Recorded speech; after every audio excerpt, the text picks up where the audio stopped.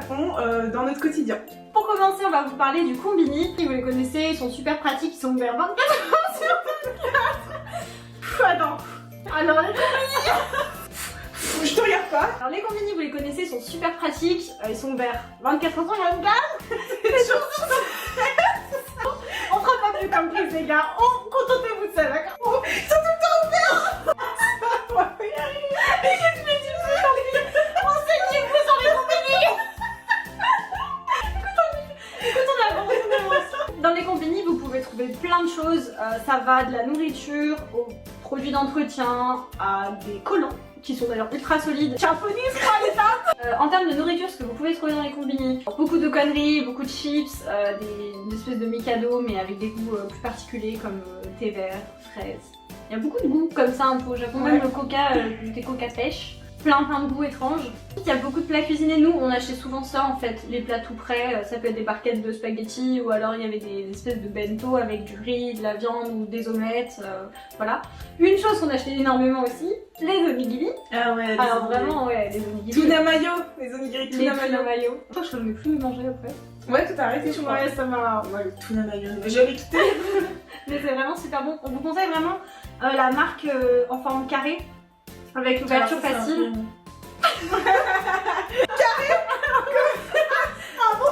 Avec l'ouverture facile donc sur les côtés et en fait quand vous croquez il y a l'algue qui est bien croquante, ça fait et après vous avez tout de suite le goût de la mayo et du tuna et genre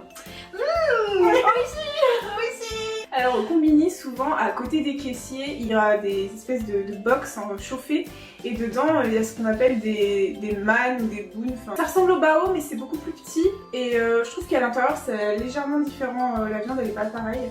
Mais du coup voilà, il y en a à la viande, on a tomate, fromage, donc un peu c'est les pizza man, ils appellent ça du coup. Enfin voilà, il y a différentes sortes et c'est super bon et voilà, ça s'achète comme ça sur le pouce pour manger un truc chaud en sortant du combini, c'est tout sympa. Pardon. Et c'est vrai que c'est super cool l'hiver parce que c'est bien chaud. Donc quand il fait froid, vous rentrez dans le combini, que vous prenez votre man et que vous ouvrez, pareil, on croquait dedans. Et franchement c'est absolument trop bon, vraiment. On en a un petit peu abusé aussi. Mais on ne s'en est pas lassé. Il y a aussi un grand rayon, enfin un grand rayon, des rayons quand même pas mal fournis d'alcool. Donc pour faire des soirées c'est plutôt cool. Il y a de quoi choisir, donc on prenait souvent la liqueur de prune. Mais il y a un peu de umeshu. Saké, ouais, umeshu. Il y a du saké, il y a du whisky, enfin des bières. Après, c'est vrai qu'en termes d'alcool, c'est pas ce qu'il y a de meilleur. Enfin, la qualité dans les combini est pas terrible. Genre, c'est vraiment le bas de gamme de l'alcool. Vous n'avez pas des trucs de fou, mais ça dépanne bien. Un truc qu'on aime beaucoup aussi, c'était l'eau aromatisée. Ouais, merci. Parce que la première fois qu'on en a goûté, en fait, on était assoiffés. On est rentré dans un combini au pif. Et puis on s'est dit, pourquoi pas tester de l'eau aromatisée. Il y en avait quand même pas mal de sortes. On a pris goût pêche, ça a pris goût banane ce jour-là. Et en fait, on a vraiment eu l'impression de croquer dans le fruit. Alors bon, je pense qu'il y a des exhausteurs de goût à balles. Ouais, mais c'est pas très bon pour la santé, mais alors qu'est-ce que c'est bon? Mais vraiment c'était hyper rafraîchissant, hyper vraiment goût de pêche. J'avais l'impression d'avoir une pêche dans la bouche. Alors généralement quand vous arrivez à la caisse, alors faut faire la queue déjà. C'est un truc qui est, oui ça paraît évident de faire la queue, mais il y a vraiment une ligne. Il y a un endroit très précis pour faire la queue, donc regardez bien au sol. Il y a des empreintes de pieds normalement, parce que vous pouvez pas arriver par n'importe quel côté du combini, c'est généralement assez étroit, donc il y a vraiment un endroit spécial pour faire la queue, donc voilà, regardez bien par terre, parce que nous plusieurs fois on se dit c'est pas... Voilà. Alors si vous arrivez à la caisse, vous inquiétez pas si vous ne parlez pas japonais, ou même si vous avez du mal avec les chiffres, le prix est affiché, donc il n'y a pas de souci là-dessus. Ils prennent beaucoup la monnaie, beaucoup de cash. Ils prennent très peu la carte. Alors dans les combini vous n'aurez pas de soucis, mais c'est vrai qu'une fois on a fait un subway, un subway voilà, normal, à Shinjuku, et ils ne prenaient pas la carte bancaire. On s'est retrouvé un peu à compter les pièces en fait, parce qu'on savait pas si on avait assez au final. Bon, heureusement pour nous on avait assez, mais ouais. Ouais, donc c'est pour ça, vraiment au Japon, pensez que vous allez principalement payer en cash, vous allez beaucoup retirer. D'ailleurs, il y a de quoi retirer dans les combini généralement. Ouais, c'est vrai. On peut imprimer, payer son loyer, se faire un café. Même un ramen aussi. Ouais. Il y a des machines à eau chaude, des espèces de grosses bouilloires. C'est plutôt sympa. Et puis des fois il y a même aussi des tables à l'intérieur ou à l'extérieur pour pouvoir manger. Donc ça c'est aussi pratique, mais c'est vraiment pas dans tous les combini. Ouais, ça dépend vraiment de l'espace. Ouais, parce que les rues sont très étroites en principe. Vous arrivez à la caisse, il y a quelques phrases qu'on peut vous dire. qui reviennent systématiquement. Il y a notamment si vous achetez des plats tout prêts, on peut vous demander si vous voulez faire réchauffer votre plat. Donc si vous entendez à tatamer, là vous vous dites on me parle d'un micro, on me parle de réchauffer. Ok. Donc voilà, pensez-y, on va vous le demander. Si on vous demande aussi... Sac. En général, ils demandent si vous voulez un sac en plastique. Donc c'est Fukulo le sac. Non, Fukulo. Non. Et il y a aussi les baguettes. C'est Hashi. Donc voilà, pareil, hein, quand vous achetez à manger, vous faites attention, vous repérez des mots-clés. Les employés de magasin vous parlent en keigo. Donc c'est vraiment, même si vous avez des bases de japonais, bah, le keigo c'est quand même autre chose.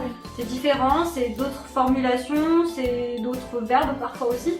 Donc c'est pas toujours évident de comprendre ce qu'ils disent, c'est pour ça retenez des mots-clés. Nous en fait on n'a pas eu besoin de comprendre exactement à chaque fois ce qu'ils nous disaient. Si vous voulez dire oui, vous pouvez dire hi, onegaishimasu.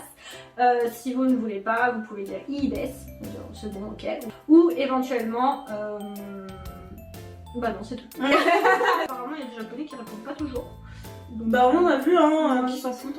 Ils viennent. Après c'est Tokyo, enfin ouais. On va pas rentrer dans les stéréotypes non plus, mais c'est la capitale, donc je pense que les gens sont quand même plus, comme Paris. Ils sont un peu comme Paris quoi. Coucou les Parisiens. Salut, excusez-moi. C'est beaucoup moins, on va dire, chill que dans ailleurs en fait dans le pays, donc je pense que ça joue quand même pas mal. Enfin les Japonais nous l'avaient dit de toute façon, mais c'est vrai que... Je pense que quand t'es employé dans un combini, généralement en plus c'est des baito. Ouais, tu dois pas être facile tout le jour. Ouais, vraiment, tu dois pas te faire respecter de fou. Ouais. Et donc quand même, il y avait des fois où on allait faire nos courses dans un vrai supermarché et pas que au combini qui est pas du tout... Enfin voilà, au combini ça dépanne, mais c'est pas du tout healthy quoi. Enfin, c'est pratique, on est tenté d'y aller tous les jours, mais c'est ça, mais bon, c'est pas très bien pour la santé on va dire. Donc il y avait un supermarché pas très loin de chez nous, enfin juste à côté en fait, et qui s'appelait Kitchen Court. En fait c'est un supermarché mais on pense qu'il était un petit peu plus haut de gamme que la plupart des supermarchés. C'était un peu plus cher là-bas quand même qu'ailleurs. Et bon par contre les produits étaient vraiment top. Enfin, je pense notamment au sashimi. Voilà, le sashimi c'était vraiment... là-bas les gars le saumon a un autre goût. Hein. C'est pas le saumon, c'est vraiment le goût est incroyable, vraiment. Alors dans les magasins comme ça, les supermarchés, déjà tout est vendu à l'unité. Parce que les Japonais viennent faire leurs courses régulièrement, à peu près tous les jours, voire tous les 2 jours. Il n'y a pas comme chez nous les grosses courses par semaine, ils y vont quand même assez régulièrement. Vous pouvez trouver de tout, hein. Tout ce qui est rayons internationaux. Alors il y en avait un où il y avait, du coup les prix montent très vite. Et par exemple, oubliez les céréales au lait, parce que ça vous coûte la blinde, un paquet de céréales type trésor de Kellogg's. Le chocolat, il y avait déjà que 2 choix de céréales. Soit c'était les cornflakes, soit les types trésors de Kellogg's qui n'étaient pas des trésors de Kellogg's. Et bon, voilà, franchement, c'est très petit et ça vous revient vite cher. C'est ça, même le lait avait un goût différent. Ouais, c'est vrai. Je saurais pas dire en quoi il était différent, mais ouais, il avait un goût très spécifique. Mais il était pas mauvais, hein. Non, c'était pas... Enfin, ouais. Moi j'aime pas le lait, donc je vais dire. Voilà. Aussi, le fromage, les gars. Ah ouais, alors là, moi, grosse amatrice de fromage, j'étais très triste. Ils ont du camembert. Ouais, qui n'est pas du camembert. C'est du fromage qui n'est pas beaucoup fermenté. Du coup, il y avait une espèce de petit camembert rond comme ça, 800 yens, donc l'équivalent de 7 €. Qui n'était pas du vrai camembert. Mais bon, sans doute, c'est pas grave, on est au Japon, c'est pas pour manger du fromage, oui les gars, je le sais.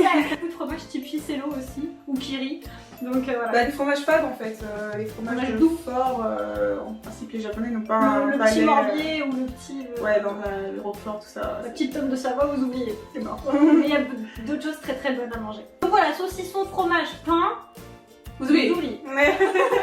Ou alors vous sortez... Il y a aussi des plats préparés, mais voilà, c'est des plats un peu plus élaborés, on va dire. Après, Kitchen Court, mais je pense que c'est pareil dans tous les supermarchés, les fruits et légumes restent quand même assez chers comparé à... Ah ouais, ça c'est de la folie là-bas. Ouais, bien sûr. Pour manger équilibré, c'est pas facile si vous cuisinez pas à la japonaise. On avait un peu déduit ça avec Alice la dernière fois, c'est qu'on s'était dit qu'il faut vraiment pas reproduire l'alimentation de France au Japon parce que vous allez banquer et que c'est pas si bon. C'est pas si bon que ça finalement. Mieux vaut si on va au Japon et prendre les produits locaux, aller au marché et manger, bah déjà vous paierez moins cher c'est sûr, et puis en plus vous mangerez beaucoup mieux.